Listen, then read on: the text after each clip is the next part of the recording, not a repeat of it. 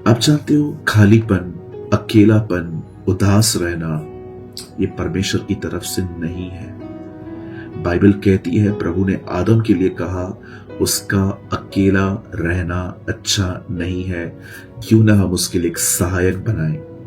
और आप जानते हैं उसके सामने उससे पहले प्रभु बहुत सारे जानवरों को लेके आता है कि कहाँ इसका मन बहल जाए। प्रभु नहीं चाहता था कि ये अपने माइंड में फ्री रहे। प्रभु चाहते थे कि ये इसका मन जो है वो किसी के साथ लगा हुआ रहे। और आप जानते हैं जब परमेश्वर ने देखा कि कोई भी जानवर इसके साथ मैच नहीं करता, ये किसी के साथ हैप्पी नहीं है, तब परमेश्वर ने कहा क्यों न मैं इसमें से एक नारी को बनाऊं जो नर में से निकली है, वुमेन मैन में से निकली है, और खुदा ने उसके लिए बनाया। आप इन सारे पैसेजेस को पढ़िए। इवन यीशु ने यूहन्ना में कहा मैं तुम्हें अनाथ न छोड़ूंगा, मैं तुम्हें खालीपन में नहीं छोड़ूंगा, मैं तुम्हें अकेला नहीं छोड़ूंगा। मदर टेरेसा कहती थी सबसे बड़ी गरीबी पैसा होना नहीं है, सबसे बड़ी गरीबी जो है वो अकेलापन है, पॉवर्टी है, वो रियल पॉवर्टी है। आप कहेंगे यस प्रभु, कंडीशन तो मेरी भी कुछ ऐसी ही है, हजारों की भीड़ में दिखता हूं पर मैं अकेला हूं। अगर आप खुद को अकेला फील करते हैं तो मैं आपको कहना चाहता हूं आपका अकेलापन सिर्फ और सिर्फ यीशु दूर कर सकते हैं। ऐसे बहुत सारे रिश्ते भी हैं जहां पर दो लोग हैं, पति पत्नी है, दोनों अकेले हैं, दोनों ऐसी जिंदगी जी रहे हैं एकदम अकेलेपन की, उनकी जमती नहीं है।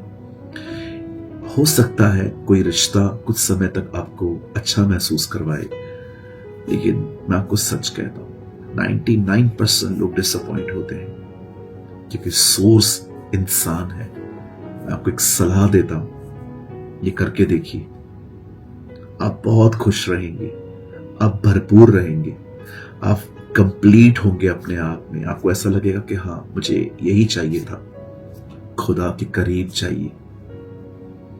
और खुदा के करीब जाने के लिए खुदा के साथ टाइम स्पेंड करना पड़ता है।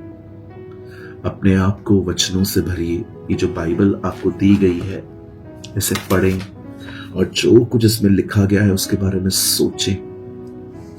जो कुछ सीख रहे हैं उसके नोट्स बनाएं, जितना हो सके अपने आप को परमेश्वर के वचन में व्यस्त करें, अपने आप को उसमें बिजी करें। अगर आप ऐसा नहीं करेंगे, सोचो आप एक मीटिंग में गए, वहां अच्छी आराधना हो रही थी, आपको महसूस हुआ कि यीशु आपसे प्यार करते हैं, फिर उसके बाद एक अच्छा वचन चला और आपको वचन में ऐसा लगा कि प्रभु आपसे बात कर रहा है। लेकिन मैं आपको बताना चाहता हूं, अगर आपने ये सब महसूस किया लेकिन उसके बाद आपने अपनी डेली लाइफ में प्रभु को टाइम नहीं दिया, ये सारी चीजें, अकेलापन, उदासी, इनसिक्योरिटी, सब कुछ वापस आएगा।